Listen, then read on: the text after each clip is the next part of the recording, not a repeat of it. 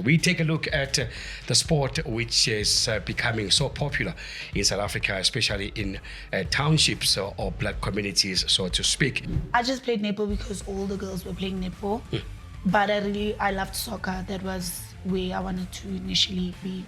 I think, if a child does not play at school level or club level, they kind of fall through the cracks. I learned a lot. You learn a lot from sitting on the bench. Why is it always that when you have so little, you give so much? Are you guys giving yourself time to visit different townships, maybe in your outreach programs? An exciting moment once again as we take you through another sporting quote in our episode for today.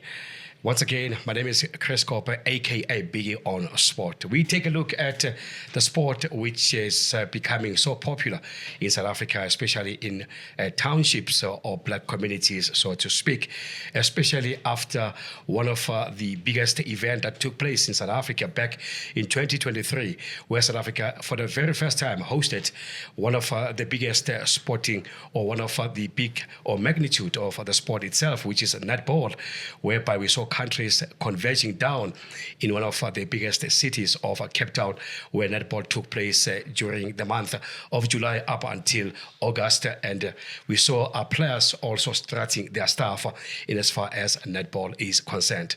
My guests for this episode are no different and also are not new to the sport itself. I've got two guests here, very prolific here, talking here about, that is Kamogelo Maseko, accompanied by the coach, that is Rozanne, who is the head coach of the Gauteng Jaguars. They're here with me in the studio. They're going to share with us their journey in as far as sport is concerned. Ladies, welcome to Biggie on Sport. Thanks for having us. Thank you for having us. Yes. Rozanne, let me start with you. Let me follow protocol as the head coach. Briefly, just share with the viewers, who is Rozanne, your upbringing, where you're from, and so forth. I'm Rozanne Matthyse. I'm from Eersterus, a small coloured community in Pretoria. Okay. I started playing in a very young age. My first position was shooter because I was the tallest. Okay. And then became much shorter. But I love netball. It's always been a part of who I am. Okay. I'm a teacher. I'm an Afrikaans teacher at Cornell College, and for the past 6 months, just out of the classroom and just focusing on netball.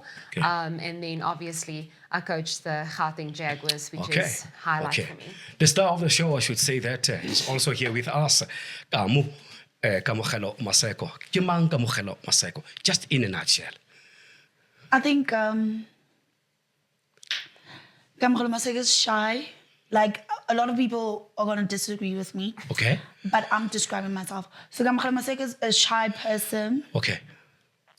But an extrovert. Okay. I grew a up... shy person, but an extrovert. Yeah. Okay. Makes sense. Okay. Yeah. Kamogelo Maseko grew up in Diepkloof. Okay. Soweto. I lived mostly with my grandmother. Okay. And then later on moved to live with my parents. I started playing netball at the age of 6. And I'm currently studying now at Dux. I'm doing a BA in Humanities. Okay. Majoring in Criminology. I play for the Gauteng Jaguars. Okay. I play for Dux. Yeah. I'm from Tshwane now. Okay. But I'm from originally I'm from Johannesburg. Okay. Rozanne and Kamogelo, one of the premise that this show is based on is that whenever I want to actually get out of you, is that the upbringing at home, because we are educating other people out there that black child, it's possible, irrespective of your background, where you're coming from. Your upbringing, just briefly share with us your upbringing. Yeah, look, from a small school in Eersterus, PS3 Primary, I remember we had like one netball court. Okay. That wasn't really a netball court. It was just between the classrooms. Okay. And that's where the love for the game started, but also my parents pushing me, to become something better. Okay. And to always have a dream and know that, know myself, know who I am. a colored woman that didn't have a lot of possibilities for us out there. But I need to make sure that I pave the way for myself in what I want in life. And I'm grateful for that because they also instill something in me that I, speak up. When you feel uncomfortable in a situation, speak up, regardless of where you find yourself. And yes, I've been in a predominantly white environment all the time, but I owned who I am, because I knew there were so many colored girls looking up and wanting to be in that position and showing them that it's possible.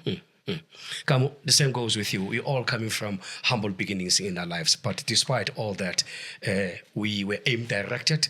We knew what we wanted in life. We knew what we wanted to achieve in life. Despite against all odds, we did whatever we were supposed to do to get ourselves somewhere. I think for me, my journey, especially with netball, was quite an unexpected one and a different one in the sense that like I said, I started playing netball at the age of 6, but I played netball because of peer pressure. I grew up playing with boys. So going into primary school as a girl and all the girls are playing netball, obviously I didn't want to feel left out. So I just played netball because all the girls were playing netball. But I loved soccer. That was where I wanted to initially be. But I think over the years, and then I started playing netball at home also, which helped in terms of time management for me. And then I just fell in love with the sport because over the years, I learned so much from netball that I don't think life could have taught me. A lot of my hardships and rejections came from netball. So then when I went into high school and I had a decision to make, nobody knew me. I could easily choose another sport. But I chose to stick with netball because of the lessons that I learned. My parents initially, obviously when you're a kid playing sports, they support you just for the fun of it. But when it gets serious, my parents just didn't buy into it in the initial stages, especially when it got serious. Because I think coming from the township, there was no successful netball player. So there's no one to look up to or an example of success. So for us, it was, Ubonimang, who did you see? So there wasn't a belief that there is success, there can come success from netball. So I had to be stubborn, I had to challenge the nose. At some point I used to steal my dad's shoes, go to training with them. I was size 5, he was 7. Yeah. But yeah, I was just that stubborn child, eventually to a point where the one time my mom saw me playing and she realized this kid is good. And then from there, they've been supportive. I want to come back to you when you first made your derby or your debut back yours at the age of 18. Rozanne, obviously, like any other coach, most coaches, in fact, they become coaches after they became players. When did you realize that you have the love for netball? At what age? And at what level did you play netball? I always knew that netball was, my thing. That's what I did, netball and athletics. And I think when I got into the under-19 SI team, I knew, okay, there was something there and I can actually make it. At that stage, there was only 2 colored girls playing at that level. Okay. I was in Pretoria and the other girl was in Cape Town. There wasn't a lot of colored girls in the SA Federation playing netball. And then obviously played for my province all the years. And then was in the Protea squad as well. But I played for the Fireballs first when we started the TNL journey. And then went on to playing for the Jaguars. Retired in 2016, I think, when we played, 2016. And then the next year started coaching immediately. So I knew that I always wanted to be in netball. If I wasn't a coach, if I wasn't a player, I wanted to give back as a coach. And I think when you become a coach, you realize what a huge responsibility you have. And you have a player's dreams, you can take it away from them because a lot of players stop because of coaches, because of not enjoying it anymore. And it's a huge responsibility to instilling that love and keeping that love and respect between players as well. So yeah, I don't think netball's a part of my life. I don't think it is my life. There's a lot of great things in my life with my family and whatever, but I don't see myself without netball. You know, it's a big part of who I am. Kamu, you pointed out a very fascinating aspect of your life. You were kicking the ball or playing football with boys, obviously. What actually led you to move away from playing football? And when did you realize now that you want to play netball away from football? I think, like I said, growing up over the years, obviously, also boys grow up and we all just enter different stages of life. Yeah. So because of the lessons that I acquired from netball, I think I decided to stay because it turned out to be a challenge for me. It wasn't something I'd expected. I thought I'd grow the sport and but yeah, it challenged me quite a lot. And yeah, I decided to stick with netball. Where did it all start? Which team did you start playing for? Because obviously you cannot just actually jump into the professional level. You need to start somewhere, obviously. Where did it all start and which team did you play for? So at school, I started playing when I was in Norwood Primary School. Okay. And then I found a home team. Initially, it was called Stormbreakers. Okay. But the name changed to Levites Netball Club. And then the team just fell apart because adolescent people grew up. And then I joined another team that was JCNC. I've been there since 2014. Now I'm talking clubs, like clubs. Then 2014 to 2019, I've been in JCNC. And then I went to 7 Stars for a year, less than a year. Then 2021, I joined, 2022, I joined Tax Netball Club. Okay. So I've been there ever since. Rozanne, netball has evolved. Initially, it wasn't a popular sport, but over the years, it's evolving. It's becoming so popular. Many young girls, in fact, are expressing, if not showing interest in getting into netball. But obviously, there are still challenges, especially within the townships, where the sport itself, on the grassroots level, it's not much activated or developed. What are some of the challenges that are standing in between development and success in as far as that is concerned? Yeah, I think, look, there's not a lot that's been done in our country at the moment in development. I think, you know, if a child does not play at school level or club level, they kind of fall through the cracks. And that's unfortunate, you know, because I think there's so many players in townships that we never get to see. And then, you know, sometimes they pop up on under 19 level because they go to university or they do go to a club. But I think there's, in that framework from 18, a lot has happened, like a development has happened. So I think, yeah, that's a major challenge. I think only just in our schools, you know, where they don't have school teams participating in league. That's where it starts. So I'm now appointed as the development coach for Netball South Africa. And I've just actually handed in my planning for what we want to do with development, because I think, you know, my passion is coaching. That's all I want to do. And with that raw talent that we have in our country, and if you talk about going into the township, that Kasi netball, that just creative, that just go, just play and not structure. That's what we need a lot of, more of. So yeah, that's something that I'm very passionate about and think that we can do a lot more. And our high performance coaches, that's where it should start. We should start initiating that in schools, in going back to, you know, the small communities and the small townships that we have, and look for those players that never got the opportunity to play and work with them. I know that you worked under the ambits of the likes of a former Proteas coach, Norma Palmer. You drew inspiration from them. In fact, some of the traits of coaching you've learned from them, including the current coach of the Proteas, Van Dijk, as well. Yeah, talk us through to that. What was the experience for you working with such prolific coaches?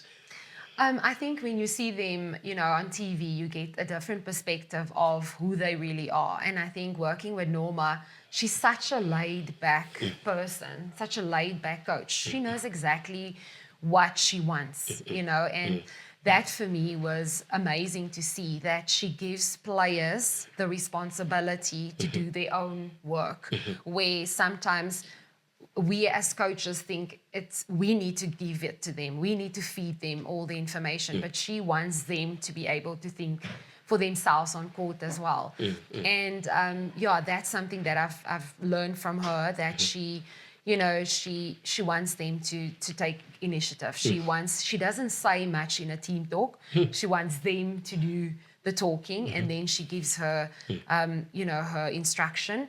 I think Jenny Van Dijk is a analytical coach. She analyzes and she makes sure that she's got that counter against anybody. And you can see that when they played against Jamaica. The next game they came back and they countered everything. You could see that in the England games as well. So she's very good with that. And for me, yes, I had a lot of coaches that I worked with, a lot of coaches that coached me. And every coach that I had the opportunity to work with, I take something from them. Some of them installed just the love for the game. It wasn't like that tactical greatness, but just that love for, give the passion back, give that love for the game back to the players.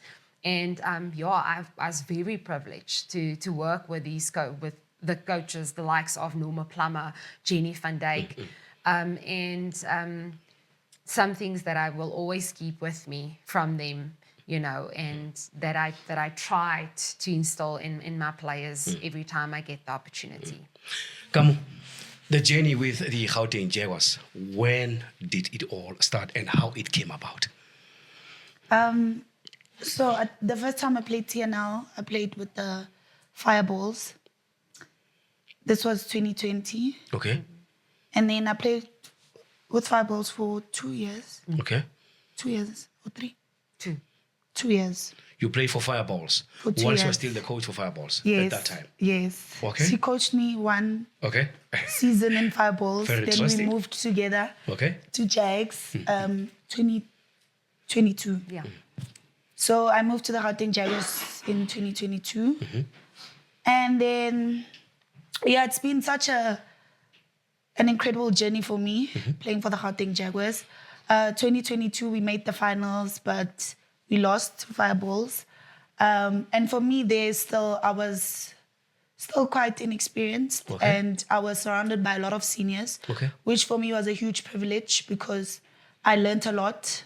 You learn a lot from sitting on the bench, actually. So I think there was a lot of growth for me. And I think going to the next season, it really prepared me because that was the season where we won. And I remember that season was the season where I mostly played wing attack.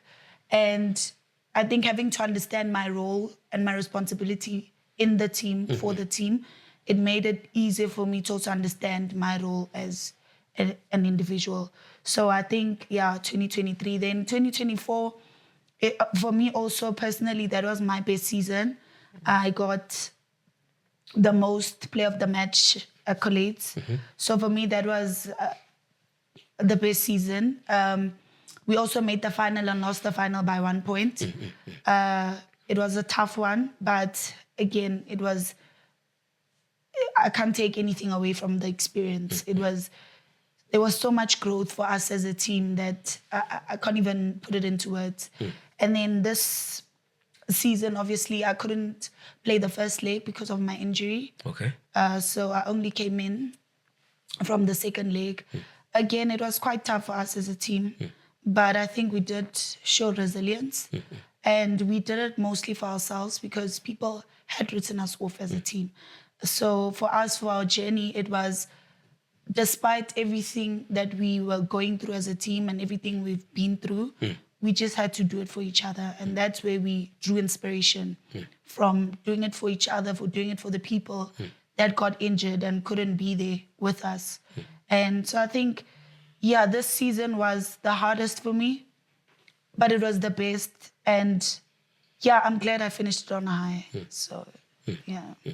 You are being described as versatile, diligently so, as also a wing attacker, as well as a goal attacker. Which one is the strongest? You seem to be quite proficient in both, but which one is the strongest for you? Which role is the strongest for you? Goal attacker or wing attacker? I think strong as both, but I'm more comfortable on goal attack. Okay. I think on goal attack, I can express myself. I just come alive on that position. I can be the playmaker. I can do my special walk, my special flick after the shot. Wow. I feel in control when I'm on goal attack. And there's just this energy I possess. I don't know, it's like a beast comes alive when I'm on goal attack. In the court. Yeah, but on wing attack, it's a position that needs you to be cool, calm and composed. Your job is to feed, so on wing attack, you want to be more clinical. And I think there's no room for, space. You just have center third and that little corner pocket and top. But as a goal attack, I can get in the circle, come out, come back in, come out. Control, pull the strings. Yeah. Coach, Gauteng Jaguars, this has been described as one of the successful teams within the province, Gauteng itself. You guys are cleaning the boards, obviously, but you have only one thorn in your flesh, fireballs. Why are they troublesome to you? Why are they giving you a hard time, Coach? Considering that you've been there, Coach, Yes. You should be afraid, if not familiar with their strongest and their strong points and their weaknesses, Coach. Yeah. But they seem to step on your toes, guys, from time to time. I think we can also chip in after the coach in as far as this is concerned. Coach. Yeah, look, I think it's because we're from the same province. Okay. And people always say, we're one team. We're not one team. Okay. We're competing against one another. Yeah. It's called the Jaguars and the Fireballs. They can never be one team. So yes, I played there, and I think when I played there and when I coached there was never a culture because there were so many coaches coming in and out. And I felt that was something that the Fireballs lacked. But I think now Fireballs are becoming more of, there's a culture, there's something that they are working for, there's something that they stand for, which I can compliment the coaches that they installed in the team. And the Jaguars are still the most successful team. That's something that nobody can take from us. I mean, having been in the finals for 12 years and this championship has only been 13 years. So nobody can take that away from us. We are the most successful. Do you concur, Kamo? Yes. Yeah. But I think when it comes to netball, sports in general, you have to understand, like, everyone has their season, everyone has their time. And again, like, getting to the top is so easy, but staying there is hard. To maintain. So, yes. So I think, like Coach said, we have to acknowledge that we've been in every final. And like we said, this year it was unfortunate, but for us, like, there's some things that are meant to happen, or they are going to happen. We just never know when. So for us, it happened this year. But I just feel like we need to acknowledge when a team has had a good season. And for me, there's nothing we can take away from the Fireballs. They showed up, they ended off the season undefeated. And I think there's a saying that my granny loved saying to me. She used to say, "Ukujabula kuyashintshana." Namhlanje uwe, kusasa yini. Something like that. So it just shows that we all have time, like your time will come. mine will come. You can't always be happy. Someone else also has to be happy. So for me, it's I'm happy for them. And I think coming from Gauteng, it obviously is always a battle because, again, it's like, what do the commentators love saying? The Gauteng derby. What do they call it? Bragging rights. Oh, bragging rights. Bragging rights. Bragging rights, okay. Yeah, basically. Between yourselves as well as the Fireballs. Yeah. Okay.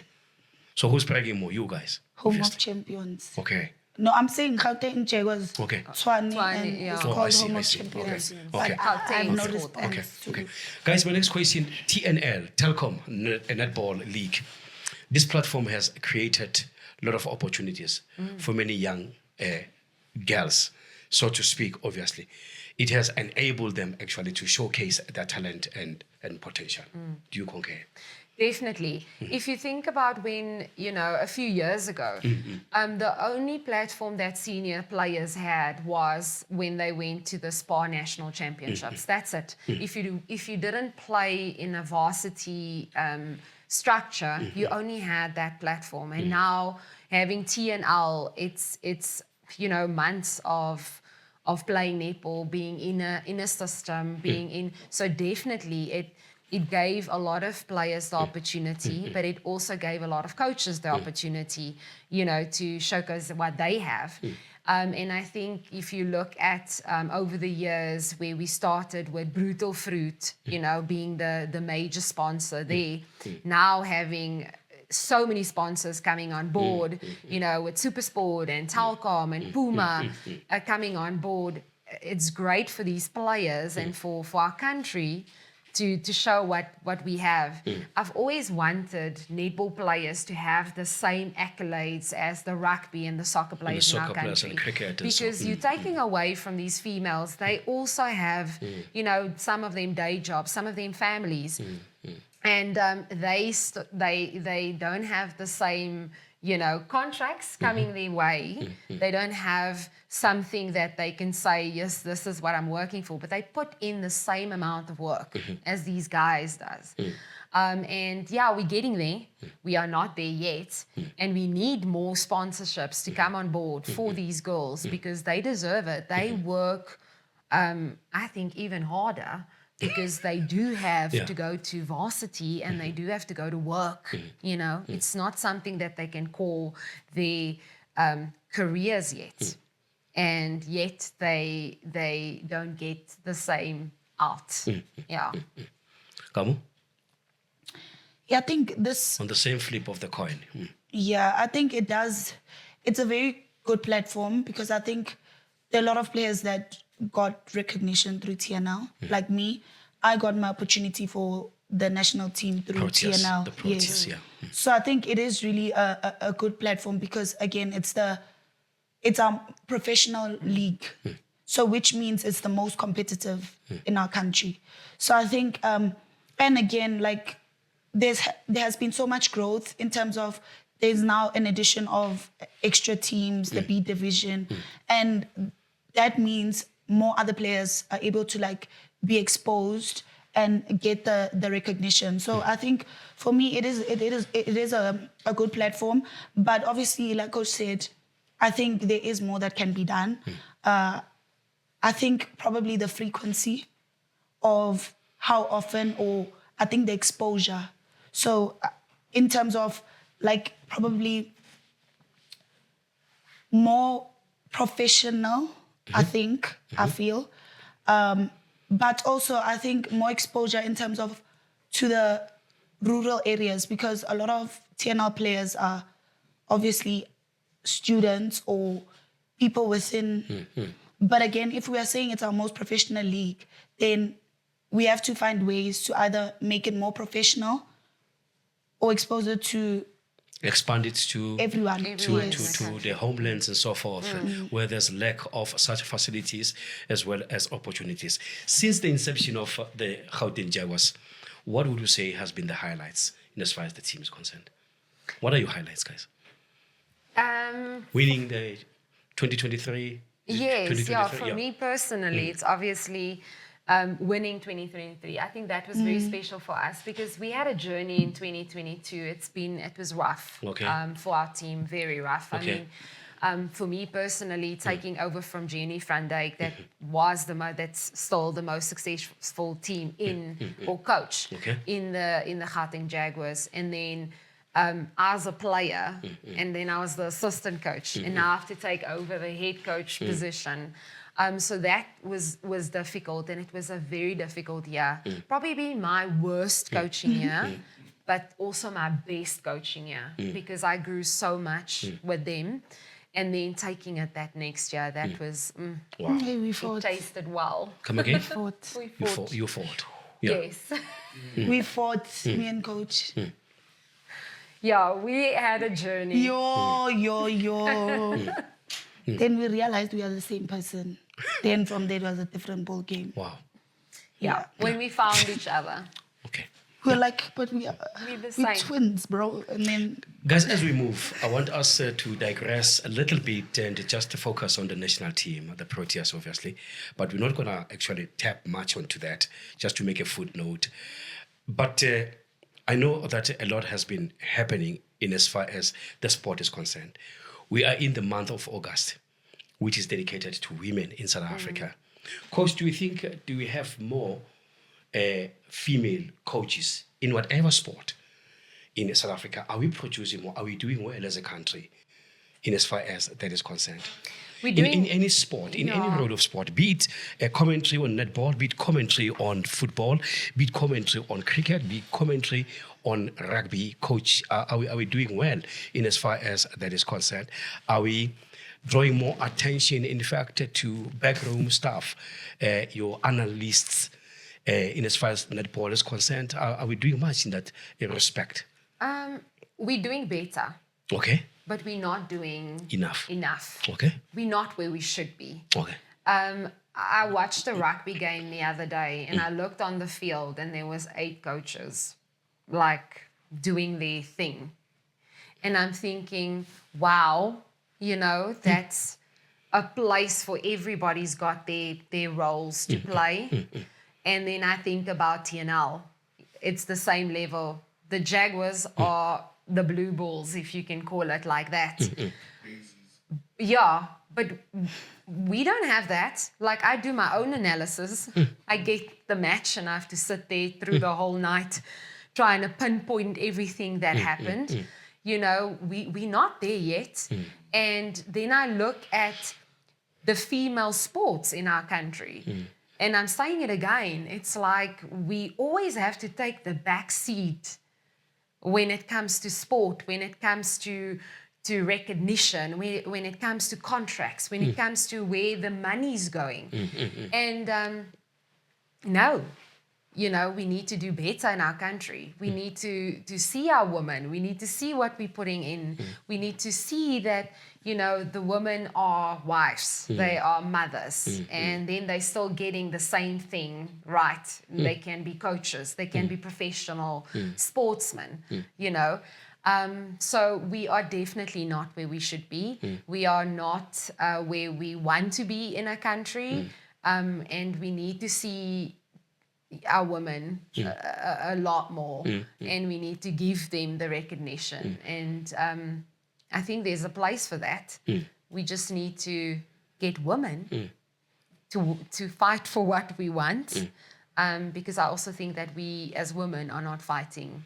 Kamo, are you of the same view? The coach says we need to develop a change of mindset, moving away from perceiving, if not seeing women as kitchen keepers, but also be provided an opportunity to showcase themselves in terms of sport.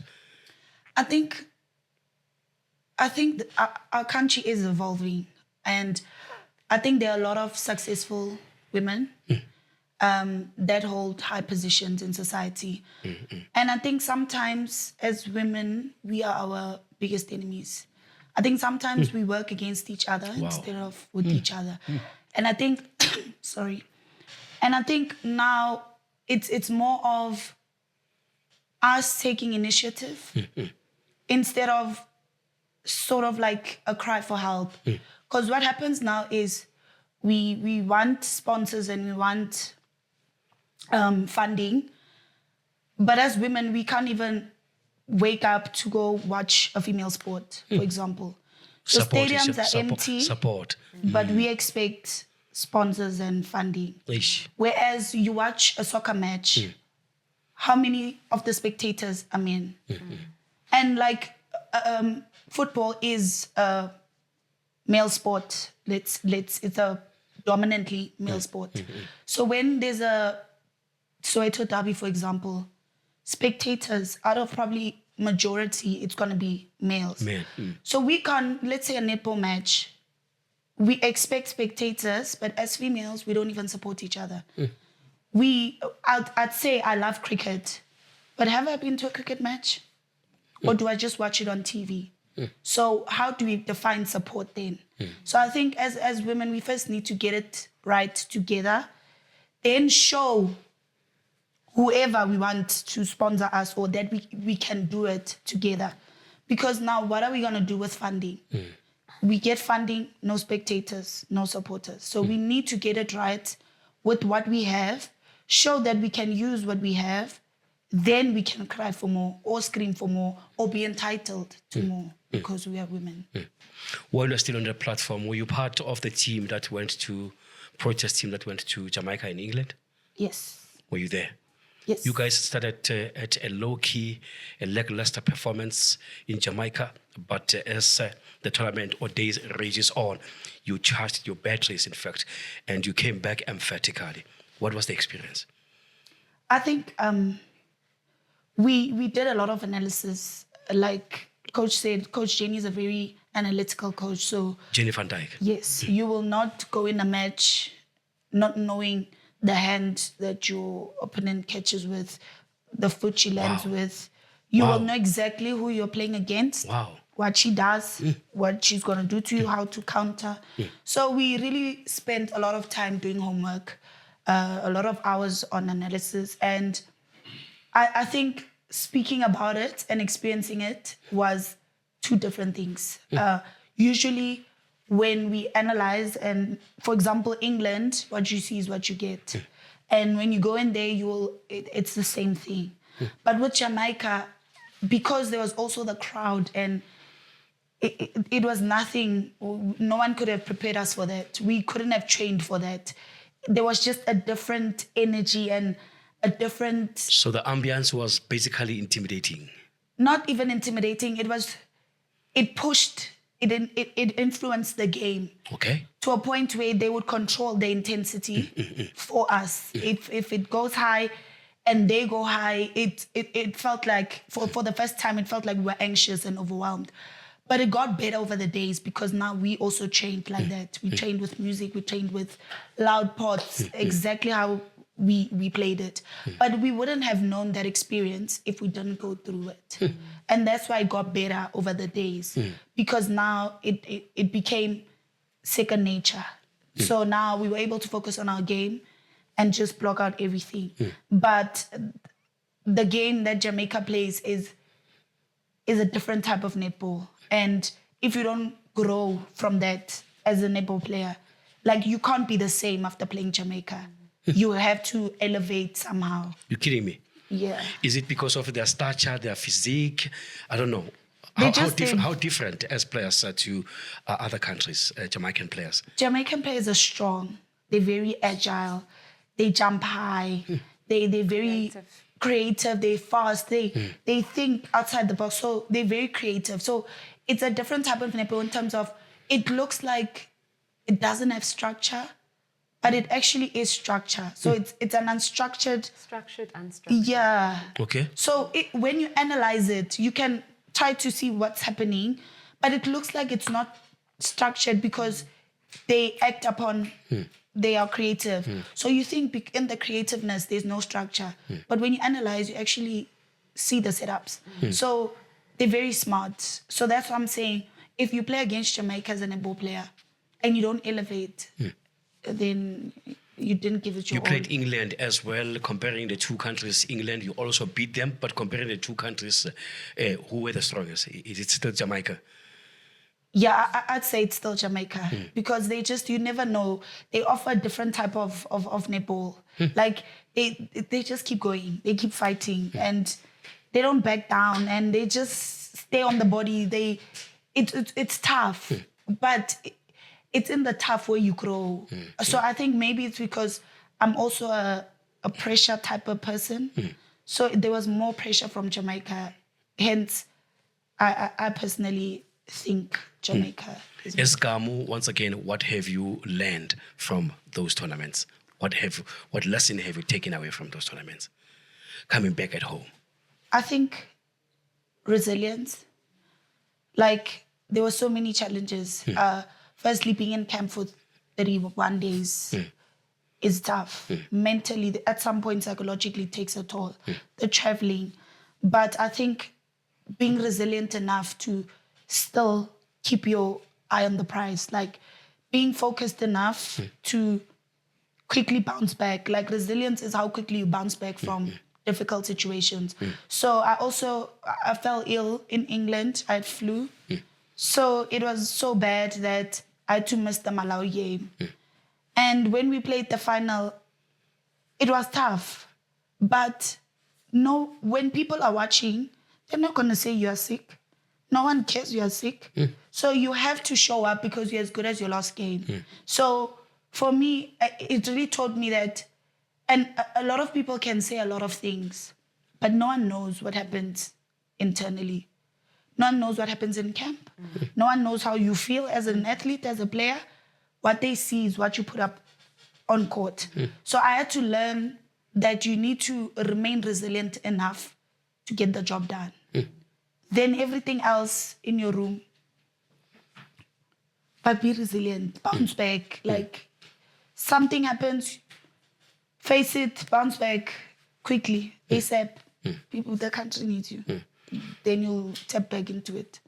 Coach, 2023, an epic event took place in South Africa, the World Showpiece, as the world was looking at the country itself, hosting the 16th edition of the World Cup, Netball World Cup.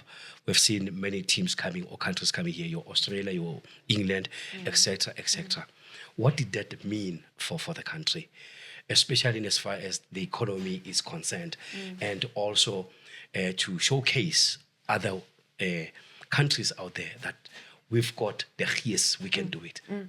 No, that was special. That was very special. And for it to be in Cape Town, I think Cape Town is one of the most beautiful countries in the world, cities in the world.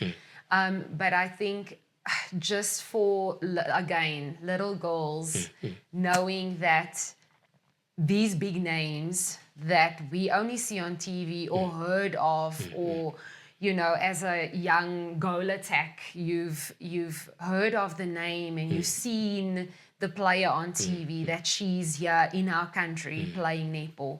I think economically it was great for us having so many people from across the world visiting our beautiful country, giving job opportunities for so many in the municipality of Cape Town, but also coaching courses. I mean, I was privileged to go to a coaching course that was conducted or presented by 4 coaches across the world, So for us from South Africa, that's always been part of the top 5. We've always been there, but we've never experienced it as South Africans.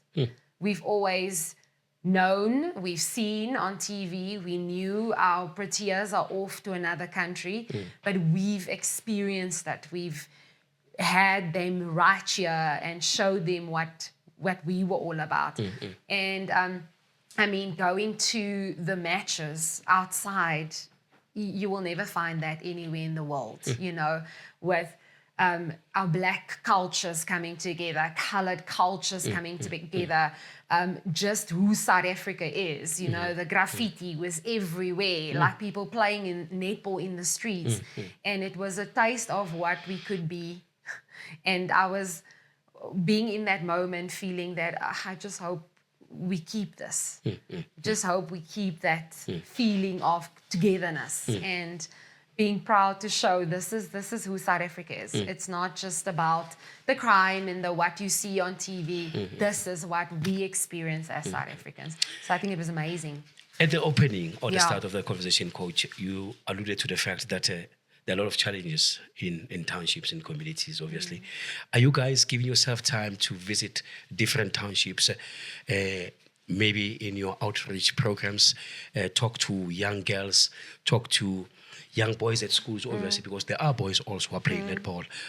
Do you have such programs to inculcate a sense of hope, a sense of inspiration into them, and also maybe sell the brand itself, not the Jaguars, but netball itself?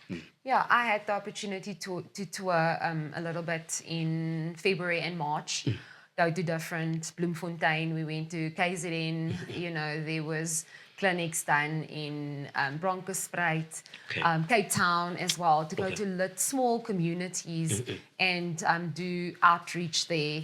And I always get so humbled and fascinated with the fact that why is it always that when you have so little, you give so much? Because coming from teaching at a private school where they have so much and you have to sometimes force players to get to training. And I took a picture at one of the courts and there was like potholes on the court, but those girls navigated their way around those potholes. On that court. I was amazed. And I took a picture and I said to them, girls, this is where I'm coaching today. And they were just amazed. They were like, but how are they doing it?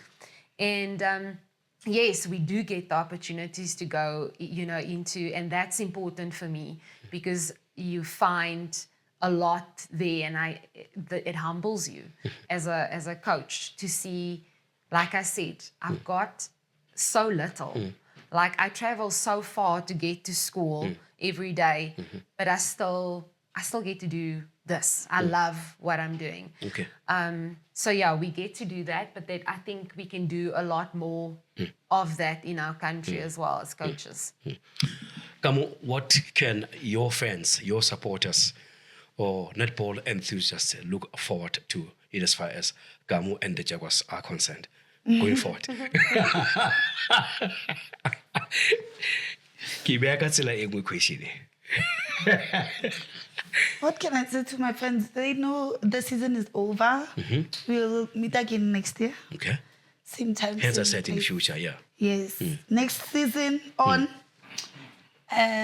Yeah, but many other plans that the Lord has for me. Okay. Plans that are meant to prosper me, Okay. not to harm me. Okay. But yeah, there's something in the pipeline, and yeah. Yeah.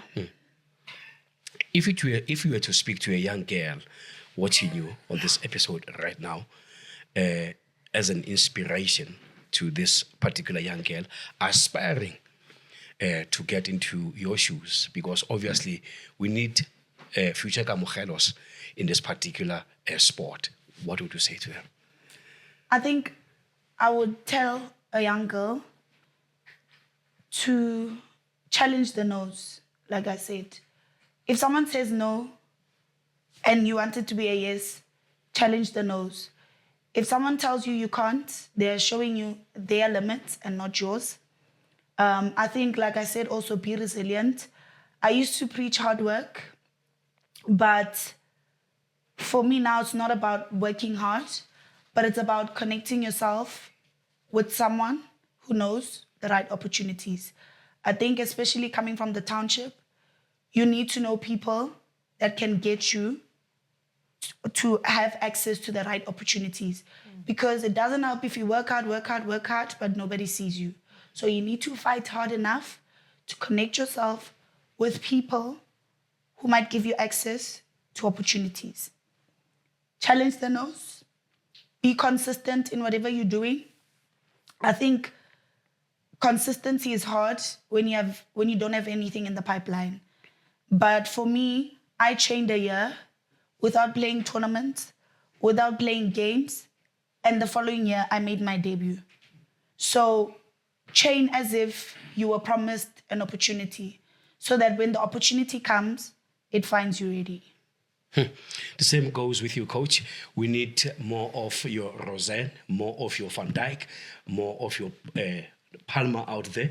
What can you say to a young girl out there who says, no, Mina, I don't want to be a player, but I want to be a coach of netball? Is that practical? Is it possible?